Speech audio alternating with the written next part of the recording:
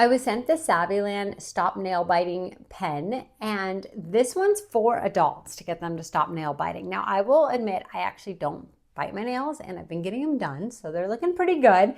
But every now and then, maybe I'll go for like a cuticle or something like that.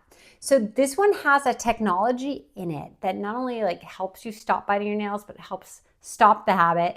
Also, it helps nourish your nails back to health. So that's great. So once you get it, you're gonna click this, that gets the serum to go down, and then on your clean, dry nails, you would just apply a coat to them, and then you're gonna wait like a minute and let that sit and dry.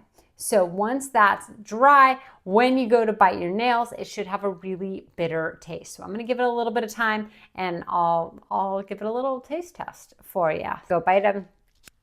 Okay, awful. Oh, it's so bad. Yeah, you don't want to do that. My other nails would taste fine, but now I have a really, really bitter taste in my mouth that I cannot get rid of. Let me take a sip of water. Oh, it's awful, guys. If you are having trouble with nail biting, this should be a really good deterrent because I still can't get the taste out of my mouth. You will definitely not want to put your nails in your mouth. Ugh, it still tastes really, really bad. It's hard for me even to talk. And if it doesn't last a full 72 hours because you do a lot of frequent hand washing, something like that, you can always just reapply this, and you will definitely not want to be putting your nails in your mouth after that.